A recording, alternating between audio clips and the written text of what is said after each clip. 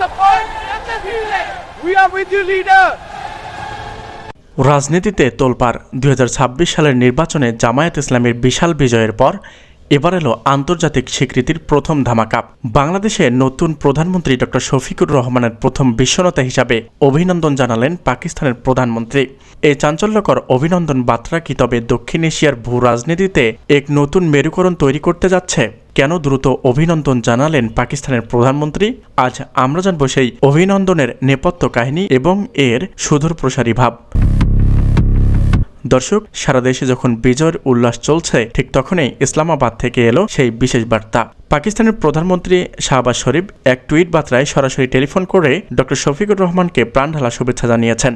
তিনি বলেছেন, বাংলাদেশের জনগণে এই রায় ঐতিহাসিক পরিবর্তনের ইঙ্গিত। আমরা নতুন প্রধানমন্ত্রীর নেতৃত্ব দুই দেশের ভ্রাতৃত্বপূর্ণ সম্পর্ককে আরও উঁচুতে নিয়ে যেতে চাই।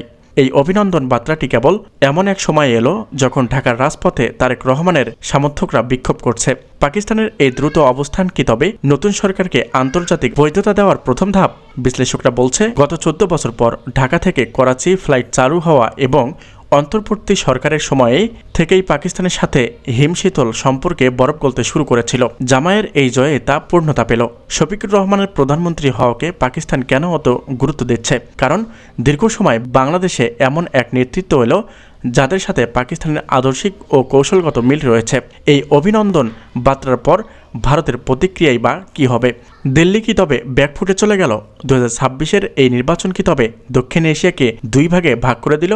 শপথ নেওয়ার আগেই ডক্টর শফিকুর রহমান স্পষ্ট করে জানিয়ে দিয়েছেন, তার সরকার সবার সাথে বন্ধুত্বের নীতিতে চলবে। পাকিস্তানের প্রধানমন্ত্রীর অভিনন্দন গ্রহণ করে তিনি কৃতজ্ঞতা প্রকাশ করেছেন এবং জানিয়েছেন, দক্ষিণ এশিয়ায় শান্তি ও অর্থনৈতিক স্থিতিশীলতা ফেরাতে তিনি বদ্ধপরিকর।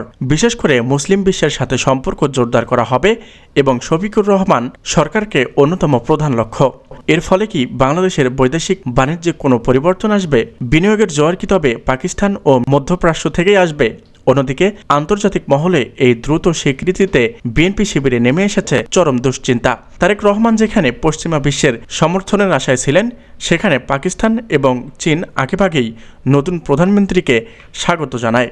জাইমা রহমানের অভিযোগ আর তারেক রহমানের কান্না কি তবে আন্তর্জাতিক রীতির মারপ্যাচে হারিয়ে যাচ্ছে? রাজপথে বিএনপি যে লড়াই, তা কি বিদেশের মাটিতে সমর্থন পাবে? তো দর্শক, 2026-এর এই রাত বাংলাদেশের জন্য এক নতুন দিগন্ত। ডক্টর শফিকুর রহমানের নেতৃত্বে বাংলাদেশ কি সত্যি এক শক্তিশালী স্বাধীন রাষ্ট্রে পরিণত হবে? পাকিস্তানের এই শুভেচ্ছা কি কেবল শুরু, নাকি আড়ালে লুকিয়ে আছে অন্য কোনো বড় পরিকল্পনা? প্রতিটি মুহূর্তের সরাসরি আপডেট পেতে এখনই আমাদের চ্যানেলটি সাবস্ক্রাইব করুন এবং বেল আইকনটি অন রাখুন। আপনার কি মনে হয়, পাকিস্তানের এই অভিনন্দন কি বাংলাদেশের জন্য ইতিবাচক? কমেন্টে আপনার মতামত জানান। ধন্যবাদ।